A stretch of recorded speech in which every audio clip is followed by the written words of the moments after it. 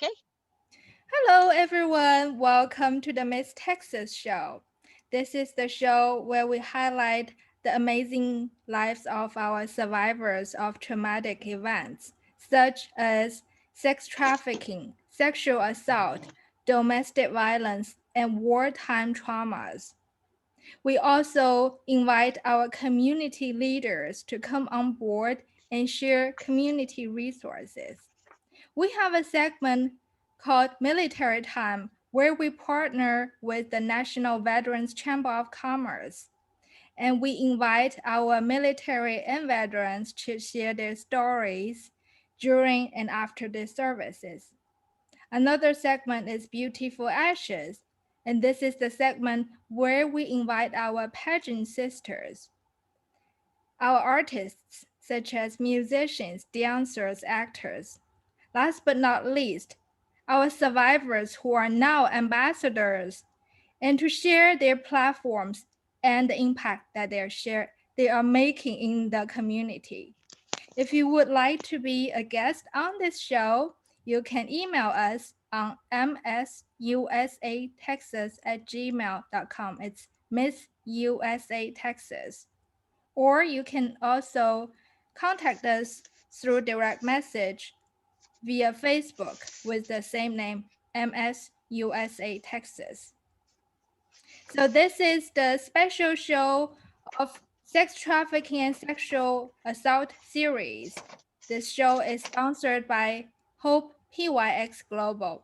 Hope PYX Global is a 501c3 nonprofit organization that supports people from all backgrounds who are victims and survivors and their families from domestic violence, human trafficking, and sexual assault. Now, without further ado, I would like to introduce our special guest today, Miss Stephanie Anderson. Welcome. Well, thank you so much for having me. Thank you. Thank you. It is our honor I'm to so have glad to you. be You are here. such Texas is a wonderful. beautiful soul. I love what you do, and you do so many things, and we can't wait to hear your story and how you come about. So a little bit about Stephanie, and then we're gonna Thank you. pass the mic to Stephanie to tell how she came about here. Stephanie Anderson is an author, a speaker, trauma coach, and trainer with a background in neurodevelopment. She's also a survivor of childhood sexual exploitation. Currently, she mentors men and women in reentry and volunteers with Operation Underground Railroad, Shared Hope, and Traffic Refuge. She's enrolled in Elevate Academy and her story is featured on the Polaris Survivors Gallery. And I've read her story. It is a beautiful story. And thank you so much for doing what you do and using your skills and sharing your stories to make an impact to the community. Now, tell us a little bit about yourself, how you come about with what you're Well, doing thank now. you. Thank you so much. So I'm just so honored um to be with you today, and I'm so amazed at the beautiful stories that I've seen, and how I just love your platform and how you're so beautiful and being inspiring to us. I wouldn't be here if it wasn't for so many beautiful and so many people that were healing and professional and willing to inspire me to take the next step, or maybe even take my hand. It is so important to understand that one person's journey is the sum of many people that came alongside, just like every single one of the survivors that I represent, because there's hundreds of thousands of survivors internationally. Every single one of us has a very unique story, and there are always going to be some similarities, but there's always going to be areas that are different. It's all beautiful in the way that we heal, but we need each other so much.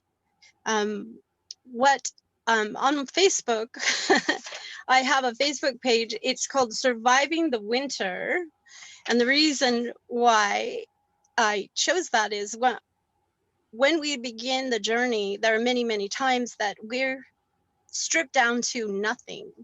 The winters, some have one winter, some have many winters, but there's going to be winters of life where we have to survive that time where it seems like there isn't any fruit, there aren't any leaves, our dreams have been fallen, and a lot of people are experiencing that now. But I remember I had some succulent plants that I was growing, and they were just in that dormant state. And I remember looking at those plants and saying, that is truly the life. There will be a time that it'll come out where you will be beautiful again, but you need to be resilient and you need to take the next step, because right now may be a dormant time in life. And so again, that's surviving the winter. That's where that came from. Every one of the places that I've coached, because I do coaching, is not say a therapy that you sit down and you are one-on-one with the counselor. I believe creativity, whether it's through art or through movement, through dance, is one of the best ways to engage our intellect and our will. We might be at the very beginning where we can barely move, where we can barely do anything but cry, but we need to move into that. We need to be congruent and truthful with where we are. And then we can move forward step by step into the place where we can create again, where we can dream again. And that's a summary of where coaching is now. But that's not where it began. When I want you to picture, let's go back to a time, one of the platforms that I'm very passionate about in dealing and stopping human trafficking is in pornography. Yeah, I was just on a conference call with us where there was a woman from Australia did a study on pornography and its direct effects on domestic violence and also on child abuse, because that is the most untalked about. That is the place that we're at now. Australia is attacking that head on. In my story, that was there as well. There was abuse, there was ACEs, there was the trauma that happened before that becomes the vulnerability and the factors and keys that allow traffickers and abusers who have themselves been abused to take the next step and to violate a child. So in my story, that was there prior to, but I ended up on a trip with my father. We were on a business trip at a hotel in California, and standing at the front desk, unfortunately, my mother couldn't be there. She just had a brand new baby. So she was with my two other young brothers and my brand new baby sister. So I want you to picture a young, just about 9 little girl. She's sitting in the front of a hotel. Her dad's very busy off to the side. And I actually was waiting for my dad to finish up. He had hundreds of children that he was dealing with. We had sponsors and chaperones at this particular trip. It was a rewards trip. We were going to Disneyland. I was old enough to go with my dad. I was responsible enough to be there and to help him and to be quiet and wait for him to help me. And a man came up. He came up on the side. He was dressed in khaki pants and a dark shirt. And I actually thought he was one of the chaperones working with my father. And he took my hand and he walked me down the hall. And I thought we were going to where he would put me at a table to color. He was very nice, kind at first, and walked me down the hall. And there was this room that he took me to. And at that, there were all of these magazines on the sides. And we walked into this room and there was no table to color. This man began to show me pictures out and tell me things that no little girl should ever hear, and ask me about things that no little girl should ever need to know. And that was the beginning of my journey.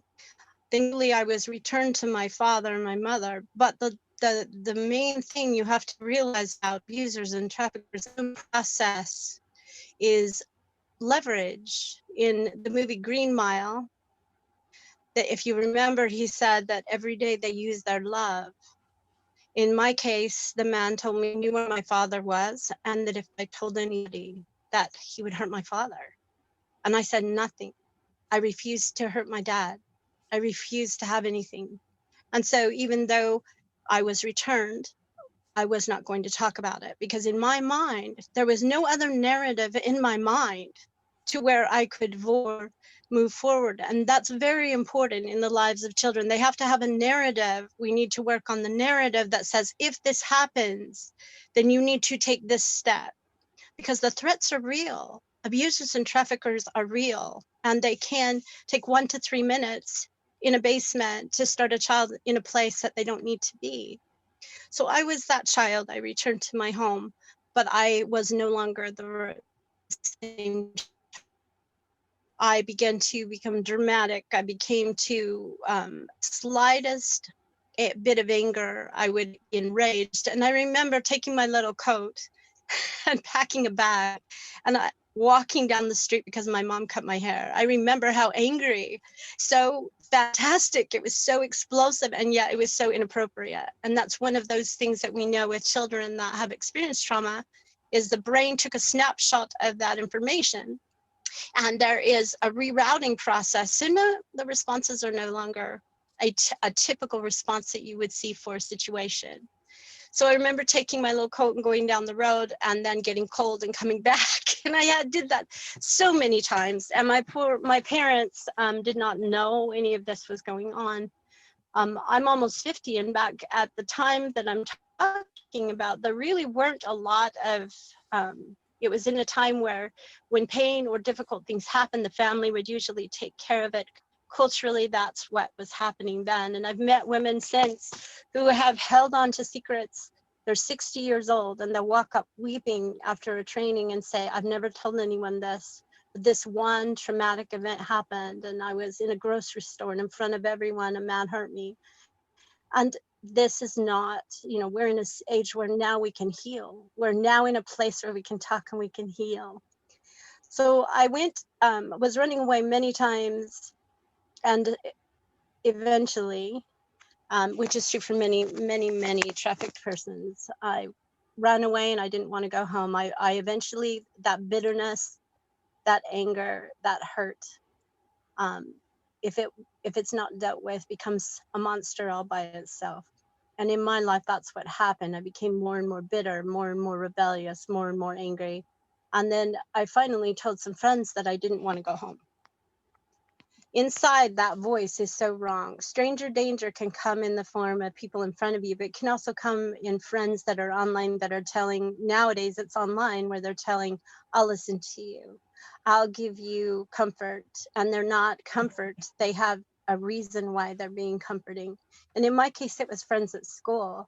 I had 2 or 3 friends that had much older boyfriends, and they knew I was running away. And so they arranged for me to be taken to a place. Like I said, I did not want anyone to find me. And I did not know that my girlfriend's boyfriend wasn't 18. He was actually in his 20s, and he knew a place that was a communal, where there was a group of people there were a group of men and houses and things away in the backwoods. And when I arrived there, they stayed with me the first day. They had a little office in the back with a little bed, and they gave us some drugs. We fell asleep. When I woke up, I was there by myself. And I heard men's voices at 1 o'clock in the morning. I heard a lot of men's voices, and I peeked my head around and realized that these were not men that I wanted anything to do with. These were not people this is not a safe place for me. But at that point, there was nothing that I could do about that. And it was so frustrating. It was so terrifying that I began, it was about a week before I realized I wouldn't bathe. I could hide in the backs of the cars. I could throw up on myself. That was the level I was at. I was so scared. I was not a human being. I didn't understand what was going on or what position I was in. And thankfully, the man who actually brought me there came back and saw that I had not submitted. I had not been able to cooperate very well. I was not handling things well, and he took me and drove me away and took me away and put me he dropped me off at the foster care it's like a CPS area, a shelter area. And he didn't want to get involved because he knew. And that's the strange thing, is there is a morality among thieves, and there are men out there that, as we have been working, that when they hear and they see what's going on in the background, what's happening where it's involuntary, or there's a child, the single mom's child is in the next room and she's being leveraged to do what she's doing, that when they hear these stories and they understand that they have been a part of this, or that maybe the girl in the picture, her child is in the next room while they're videotaping, and that leverage is, you will do what I tell you or I will hurt your children. They understand that we're in a war, that things are not what they seem, and we need to actually repent and be involved in the healing process. Most of those men were raised in households at the time and where there was abuse. Most of those men have a story of their own why they would look at women the way they do, or even their own abuse as children. And I'm also very passionate that we need to deal with both sides of the equation. We tend to look at the victim. I have not met a single man. We did Department of Corrections training. I've not heard one of their stories that did not include sexual abuse, and in many of their cases there was trafficking and they did not know. And now they have led a life of victimizing others, and many of those men need healing as well. So to return, I was in the system for quite a while. I was passed on from shelter home to shelter home because I kept running away. I kept running away. And that first narrative was always in the back of my mind. It was never deprogrammed. It was never restored. And so as I went along, I ended up in another horrible situation. My first boyfriend ended up being a 28-year-old trafficker, and he listened to me. I told him my parents were terrible. I mean, it was the wrong narrative. He knew exactly what to say to me that would say, this is my friend. He understands me and he's listening to me and he believes me about the things that have happened. And he's willing to do that. Well, he listened for quite a while, and I want to stop there and say, many spotters, trafficking doesn't just happen to one group or impoverished. It also happens to very good young women. One little girl named Brandy had worked at her mom and dad's restaurant for a long time, and a man who had been traveling in there as a trucker had actually been a spotter. And for 3 years, he gathered information about her life, when her birthday was, who her parents were, where they lived. All he did was listen. And 2 weeks before her 18th birthday, some young, gorgeous men, just over 20, showed up to start grooming her, helping her say, you are so beautiful, you're so independent, do you want to come with us and party? Those men were there to take her to a house where they could look at the wares to see who could purchase her. And so a lot of these young junior high age girls don't understand that men who flatter and women who flatter and people who are there when you're in your pain don't always have your best interests in mind. And without having any other training, without anything going on, I believe this man. And he actually went to my parents because I was still running away. And he went to my parents and said, if you will if you just let me take care of her, if you will let me take her, because I know she's causing great pain to you and your family. Because what had happened with me is I became very, very cruel. My brothers and sisters had to deal with first my anger, my throwing things, and it was hurting their family. And this man came and said, if you let me take her into my house, then I'll make sure she has food, she has clothes, and she doesn't run away again. No triggers, no warning went off there. And my parents were so devastated. They had spent most of the last year chasing down, trying to find me, meeting me. I remember my dad going to different bus stops where I would try and run away again. So I had exhausted them. they were hurting inside. Other children that needed to be used, they did not need this destructive person in their home. And I will say destructive, very cruel person. And so he did. What they didn't know is he wasn't 22, he was 28. And one of the first places that he took me after the honeymoon phase, which is where they pretend to be nice, and we had a few parties and he seemed to be safe. And then one night he drove me out, and I was 14 at the time, and he put something on the end of my tongue. He dropped me off at a house. I walked in thinking I was going to babysit, honestly. There was no you're going to do anything. It was they dropped me off at this house, and when I walked into the house, there was a woman there and she had a baby. So again, in my mind, I thought I was babysitting. And then she came and she closed the door, and there was a lock way up high where I couldn't reach it. And there were men in this room. And again, I couldn't believe I was in that position. It didn't even occur to me that this would repeat. And I began to realize that inhumane behavior, people will do horrible, inhumane, doesn't matter how much you cry, didn't matter. They were not there to have any good for me. They were there to satisfy, to groom. I now realize that they were probably grooming for swingers and for things that were out there. But at the time, all I could do was cry. I could not believe that people would treat other children inhumane. And I was actually praying over their baby, because when we were done, I went over and I grabbed the baby and I sat and I cried and I held the baby and I prayed that that wouldn't happen to that baby. It was her child in the room while this is going on. So I want to step back from that and say the pictures of what you see with trafficking, many children in their own neighborhoods. I remember my friends and I would be approached by neighbors' husbands when we were walking down the street.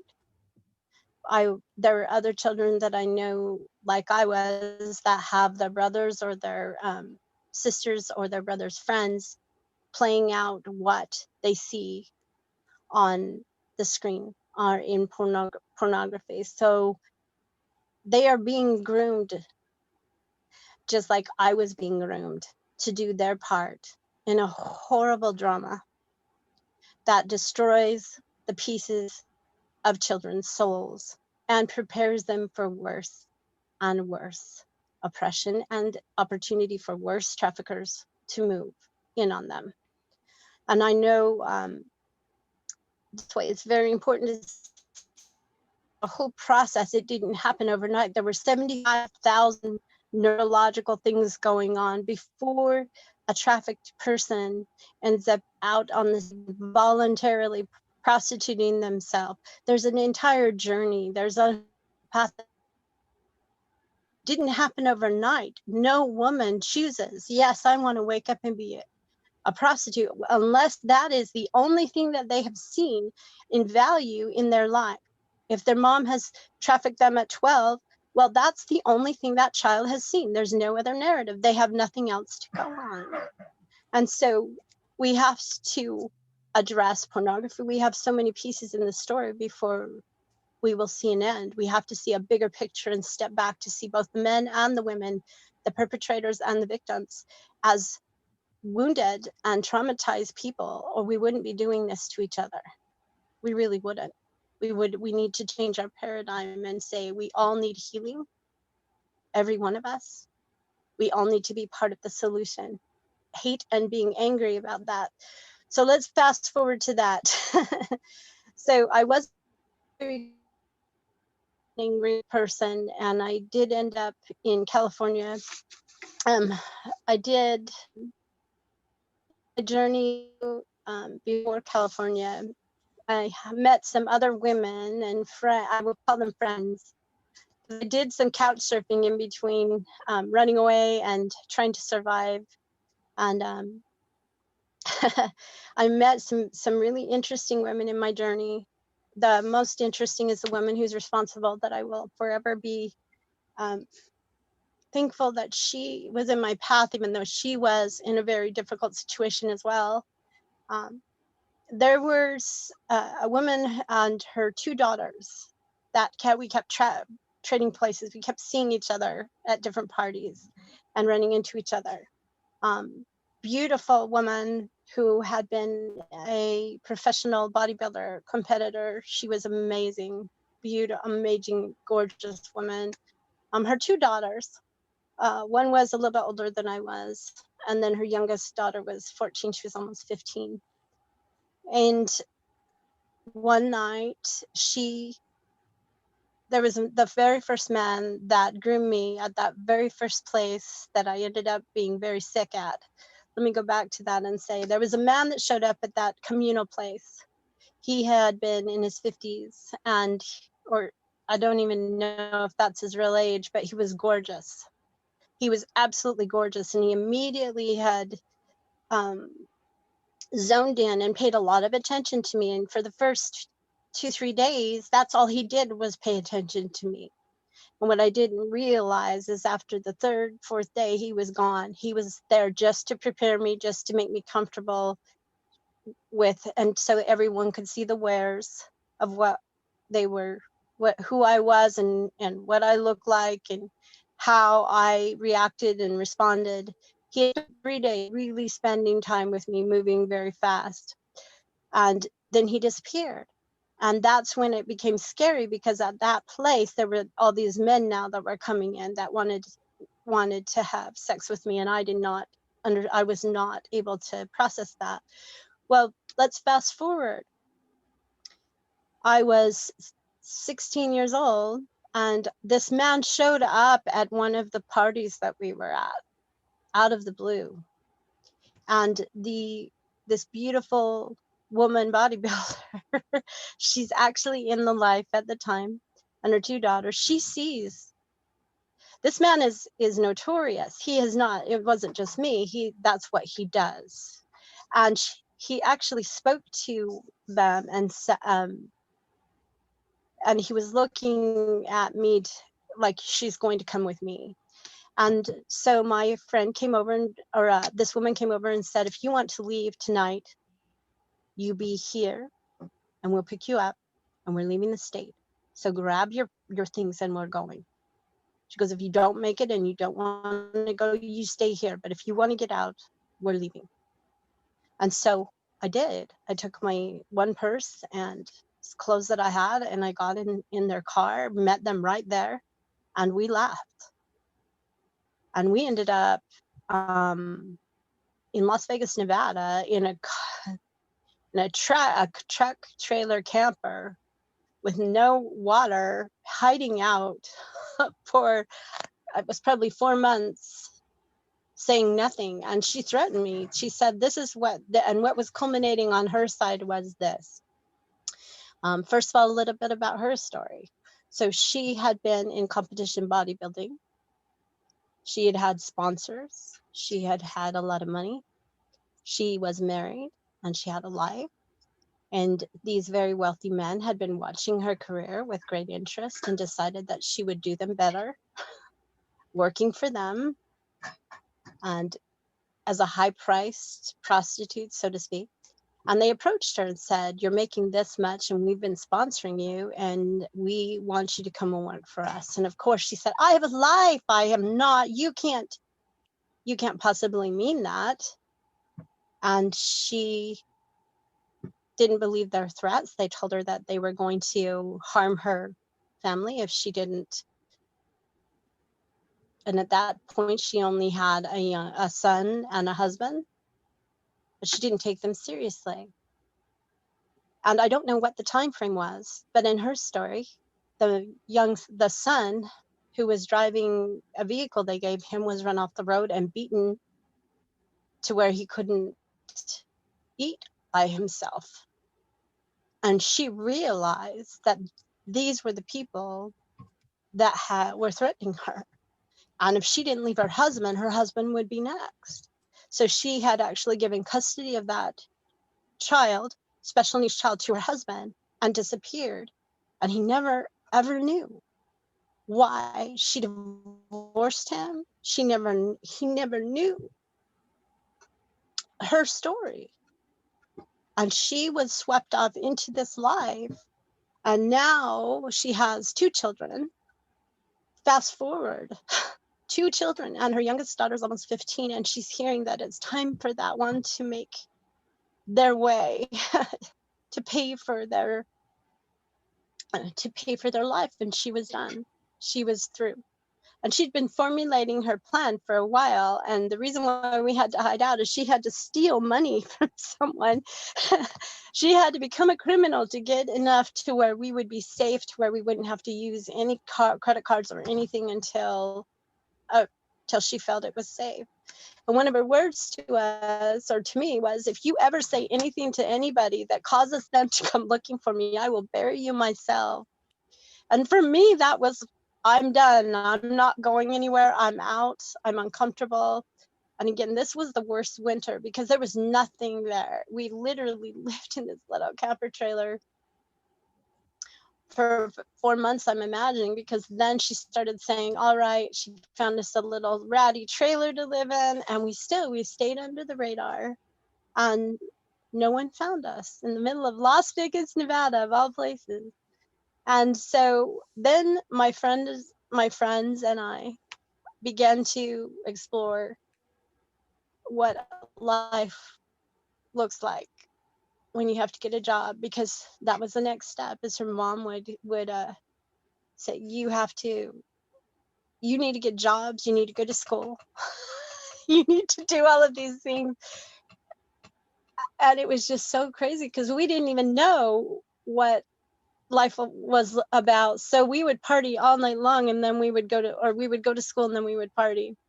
And we were just processing. We were trying to come to grips with the fact that we can't go back to that. And the good story is that eventually, because there's stages of readiness, and I want to be very clear. For a person that's just come out, the first year of shock that has happened neurologically, I mean, you have no skills whatsoever, and you're trying to navigate this new world. You need motivation. You need to talk to other survivors. You need to have these certain things in place so you can just begin stage 1 of processing what you've gone through in a safe place, and begin to develop trust in people, in getting jobs and things like that.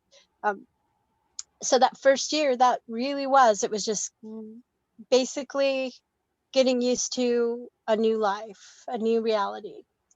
Our behavior was horrendous. It was just really scary. We still had one of the things that people who've experienced trauma don't have. They'll have a hyper sense of fear, or a hypo sense of danger, or both. And we were those kids. We actually ended up meeting some people who lost, some guys that had lost everything and lost their vehicle gambling, brought them to our house, and then planned to take them back to California. I mean, these are the kind of things. We're 17 years old. I don't know what we're doing. So we took these guys, we ended up driving them back to California. And then that's where this is a stage of readiness again. And also, I think, a grace of God. One of the individuals that we had partied with had said, in California, because we kind of liked it there, we stayed for a few weeks. But one of the people we partied with had said, you 2 girls better not go over the border. If you go over the border, you will never be seen again. You have nobody looking for you. So that's all he said. And for whatever reason, I mean, all these other dangerous situations we had drunk, all these horrible things because we partied down the beach, we met people, we did a lot of drugs, we did things. But that warning, when a person is actually able to receive a warning, that is a state of readiness that we need to pay attention to, because there are a lot of times when they're not at a state of readiness. But that one time, by the grace of God, that warning state in my mind. And we did meet some people who were decided they wanted to go over the border and they wanted to go party and they wanted to do this. But the two gentlemen that had asked them to go were not.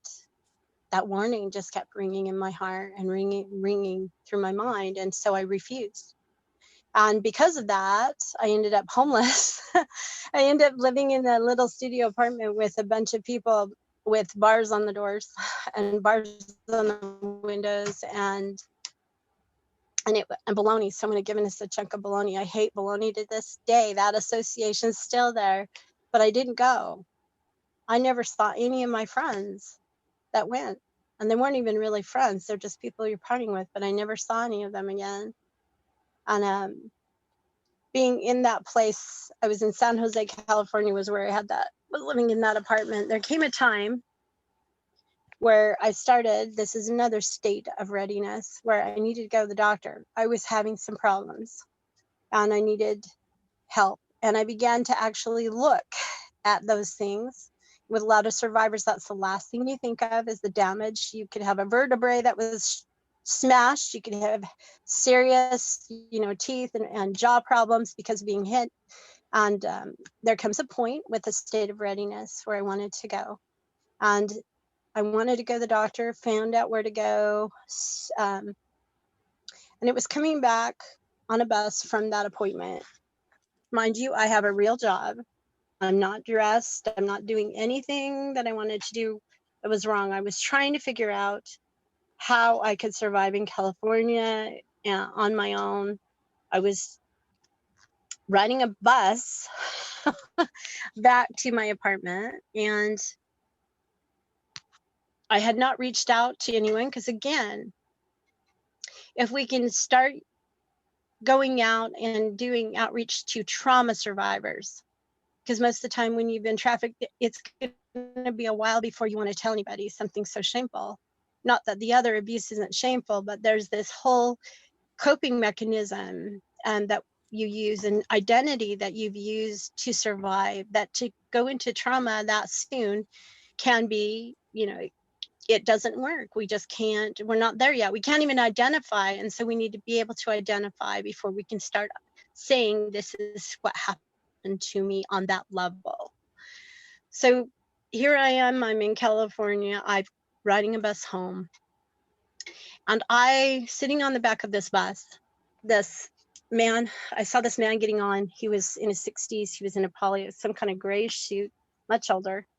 He was obviously drunk. You could see as he got up on the steps, he was wobbling. And I saw him put some money and put his fare in. And then I saw him look back at me. I was the only other person on the bus. I saw him look at the bus driver, and I saw him hand him some bills.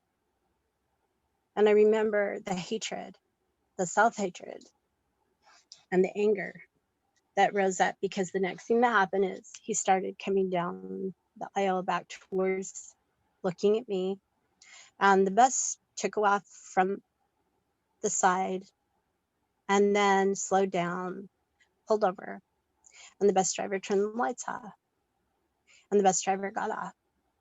And this man is still coming toward me, and now I can smell the alcohol in his breath.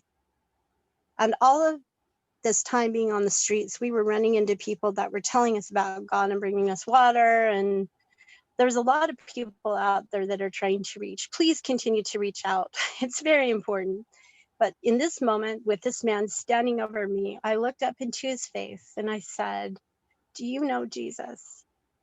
Because I was self-serving. I wanted to survive. I was so tired. I didn't want to be raped. And I saw something happen. This man took a step back, and I felt the presence of God for the very first time. This man didn't just step back, he started to weep. He started to cry, and he sat down next to me and started talking to me. And I don't remember the conversation. It was something about his mom, and he was just talking in my ear until the bus driver came back. And I remember the only thing I could take from that was, I'm safe. God is real. And I have a different life. And he's not going to hurt me. Pretty simple concepts. But at Amen. that state of readiness, my life would change. Fast forward to the very first time, because I didn't talk about my story. I didn't do any of that. I started going through neurodevelopment because I had a child that had some very serious problems. Um, Went on with my life until 2013 to where I sat across the table and at this retreat center, and two very beautiful, very young girls came down the stairs and sat at my table. And there were a lot of small groups, a lot of different people were there, sat at my table while my husband and I are watching as they started yelling and angry at the people that were there to help them, the other volunteers. And we just began to weep because we could hear in their voices what later came to be true, that they had been trafficked, rescued, and brought to Montana. But as they spoke, I could feel, I knew what they were talking about. I could feel every sentence, every word. I knew the emotion. And I began to pray for them just sitting there. And then by telling them the exact same thing I just told you about the bus, that's all I shared with them. Those two girls opened up to me and opened up to God, and we began a healing journey together. And that was where I began trafficking. And that was how I met Rick and Patty from Traffic Refuge, and started alongside where we train and we do a lot of things with survivors and with those that are helping them. We've done law enforcement and first training. And now we're working with, because they were a safe house at the time. They no longer are a safe house. Like the end of this month, I'm going in to work with, they're called Her Campaign. And her campaign actually, what they do is they train safe houses or organizations throughout the United States to introduce the concept of family. Because during the journey of trauma survivors and trafficking survivors, there sometimes comes a point where we need to have that independence, but we also need to have that support. And so it's important that we train more people and more individuals and in their organizations to start looking for those additional stages. Because if there's a stage of readiness, the way that the safe house that Traffic Refuge did was a home. They invited these girls to work alongside them. They had a retreat center where they would learn to cook, they would learn to clean, they would have a mom and dad, where they would learn all of these things that you can't really go to a school for. You need to learn how to use a coaster. You need to learn how to properly open a container. You have no idea how those simple things, how embarrassing it is to come into a life where you don't even know how to open up a freezer bag. There's so many different levels of trauma, and some of these girls haven't had the opportunity. And in this safe, precious environment, they're able to make mistakes. They're That able to be with people who aren't going to, we call it, shit on them. So don't should on me. Don't tell me what to do. Show me. So here I am today, and I'm going to different states to do different trainings. January is Montana. Um, and I am just blown away that, number one, that I'm able to give back, that what has been in my journey is now a tool in my hand to go help another survivor or help somebody that has gone through tremendous difficulty to understand that, you know what, get up, come on, we're on this journey together. I'm belayed into the rock. I'm belayed. I'm not going anywhere, and I'm going to extend a rope. that's We beautiful. all have something that we can do. So I'm so thankful. Thank you for letting me share. Thank Well, you so that much. is so beautiful. I think we are gonna have to bring you back for another session about, the later on, the healing journey and all of these. But I'm taking notes as you're sharing your story, and you've brought up a lot of information. It is very traumatic, just like you said. For instance, starting from the very beginning when the incident took place in California with your dad, which you thought that was supposed to be a vacation, or go away to Disney or Disneyland. And there goes this I don't know, some of the yourself and the audience might be aware of this term ACEs, adverse childhood experiences. So as a child yourself, your brain is not fully developed to go through Right. these traumas. And we had another episode with someone who is in this field and talking about this coming up as well. But this is a lot of children are going through this. I'm gonna give a little bit of the stats. The in the US, 80% of the traffic victims are actually US citizens that are Yes. identified. And those Yes. identified trafficked victims, 28% Yes. are children. So this, what I'm Yeah. trying to tell you is, Stephanie is from the US, and what she's telling you is not alone. She's not alone, and she has met so many victims through her journey. Like you mentioned this bodybuilder, you mentioned this Yes. girl, and the Yes. people homelessness, and these are all connected.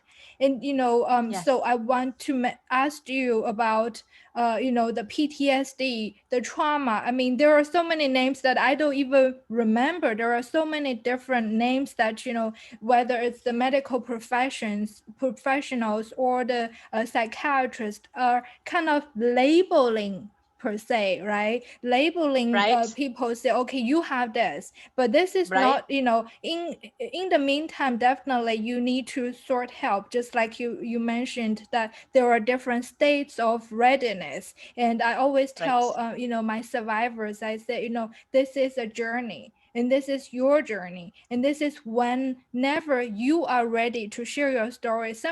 Some survivors, they may not be ready to Right. share their stories yet. I have worked with different That's survivors, right. for That is instance. right. Yes, and Yes. but this is the miracle that you mentioned about, Jesus mentioned about praying.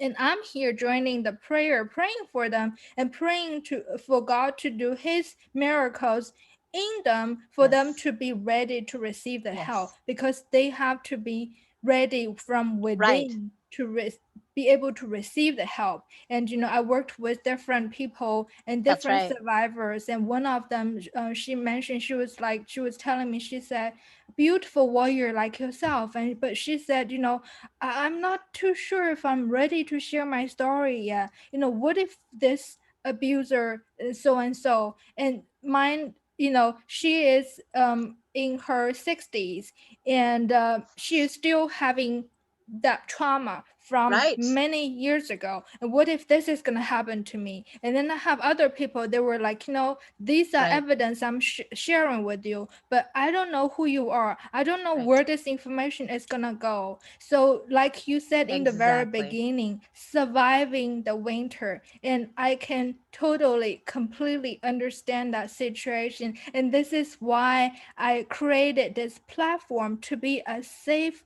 platform for survivors, advocates, Yes. and victims to come together and share their stories and share their resources and work together and support each other for the healing journey together. And that's why the theme of this show is hope, love, and unity. But I really love what you're sharing. And I also, hear the information you talk about, the pornography. A lot of the people don't know. I had another guest on the show Right. talking about, Right. people think, oh, this, just like I mentioned about the stats of sex trafficking, people don't think like this has to do with me. I often describe for myself, I'm like, when I first heard about it, I thought was a whole bunch of foreigners like me in a container, all kind of crowded and being ported from a different country. But that is Mm. smuggling. So I used to mix smuggling with trafficking. But you mentioned about the Mm. coercion. So what I want to ask you is to, for those audience that are listening, but they haven't, experienced this, and I hope they never will. So for them, how do they relate all these together? You mentioned like pornography, child abuse, and domestic violence. What are the signs for Mm-hmm. they to recognize? And this is happening to not to everyone, regardless of your race, age, and nationality, and your even gender. Men can be victims as well. So how can they recognize the signs so that they can protect and prevent this from happening? Well, the first thing they need to do is they need to give that second narrative. Every single child should be given the separate narrative before they come across a family member or somebody that is going to say, for instance, at a birthday party, they go downstairs and the uncle says, "You show me yours, I'll show you mine." They are extremely fast. Or they'll show them a picture and say, "Have you ever seen this before?" So first we need to deal with the narrative. We need to make sure we tell the children that if anything happens, that they need to come to us and they need to say so, even if the person tells them that they're going to hurt them, that they're lying. We have to give that narrative something to fight with inside, so that child can at least make a decision, whether it's online, whether it's a person that they are face to face, a teacher or somebody. The second thing is at that point, when you see a child that has, there's so many different ways that you can see that child change overnight. Like they go to the birthday party, they come home and they begin to withdraw, they begin to isolate, especially with phone time. I mean, we need to have the discussion about phone time.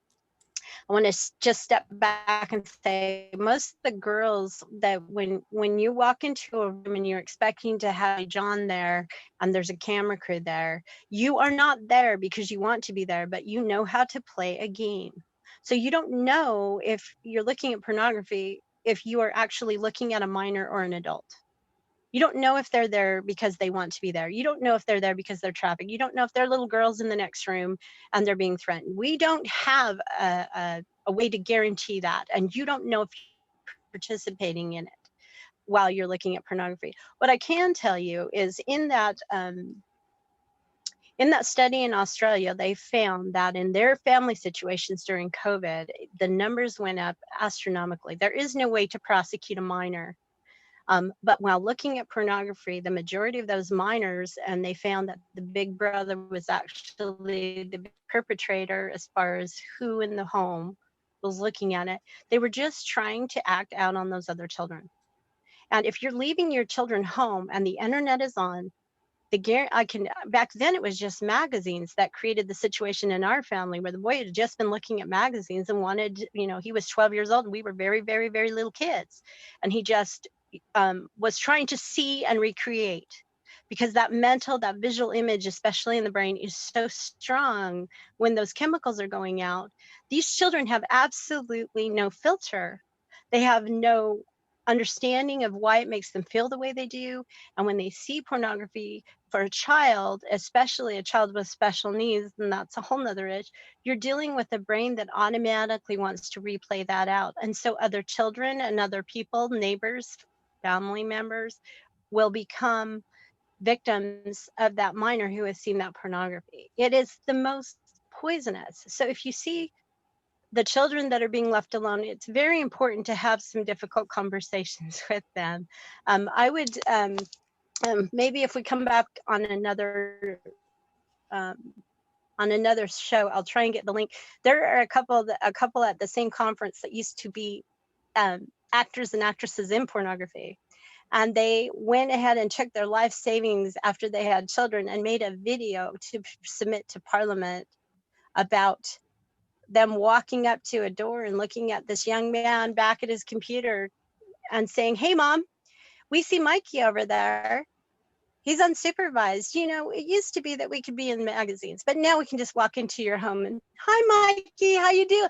It's done in such a wonderful way but it puts the point across. That will be These beautiful. children We have would love to access. share. Wonderful, wonderful. Let's plan on it. What an honor. You have such a beautiful platform for sharing some very difficult things in a respectful, honorable manner, because we just want to heal. We want our whole community to heal, not just, everybody has a war and a trauma inside. We want them to be healed. here. Beautiful. You are beautiful, Stephanie. I cannot begin to say like, how far you have gone. And I when you talk about that trailer and and talked about parked in the trailer park for 4 months and that winter and surviving the winter, and it all makes sense now. And I wanted to point in the background of the butterfly. And when I hear what you talk about the plants in the winter when it's going dormant and when it will finally bloom in spring and in summer, and the beautiful flower, and that is you, who you are now, the beautiful flower, and the impact that you're doing. Like you mentioned that you're training the law enforcement and working with different people and on both ends, and that's very important. And we also want to bring you when you're back on board to talk about the people that you're working from the buyer's end and what their responses are, and these Yes, information that you're sharing with us. yes, Because right now we're kind of our audience who are listening, we heard a story of what you have experienced and what you have given advices about the narratives, about the change of their behavior, and about the internet and social media, talking about which we have another show talking about child prevention, from how they get groomed and they get recruited by the pimps. So we'll be linking the show below as well. But we would love to hear your aspect about how you are working with these people, what their reactions are, sure, and and who knows, sure. maybe God will put in their heart that they will be interested in even coming and share their own opinions, their own views, and Right, where they come about, right. so that we can educate more people about that. I cannot Wonderful. say enough thank you for your time, Stephanie, and the beautiful impact that you are making. And I wanted to make sure that you guys know that Stephanie is also on a different episode, and I will put down the link below. It's very short, but she's the star of hashtag Texas Pray to End Human Trafficking. This is an effort that initiated by the governor Greg Yes, Abbott's office, but this is beautiful. Just like Stephanie says, it's regardless of who you are, where you're coming from, and your any kind of background, whether it's your yes, race, your gender, your nationality, your age, anything. We need to unite our efforts so that we can fight this together. This is a $150 billion industry. We need a lot of yes, it is. people to join our efforts together so that we can fight this together, Stephanie. Thank you so much, Yes, Stephanie. And if you're watching in later, this is the Miss Texas Show. If you find this show helpful, please give it a like, subscribe, and most importantly, share the information. There are a lot of people out there who needs to hear this information, and this is happening in our backyard, and you can be a victim, and your children can be a victim. And make sure that you share this, and we love y'all, and see you next time. Thank you, Stephanie.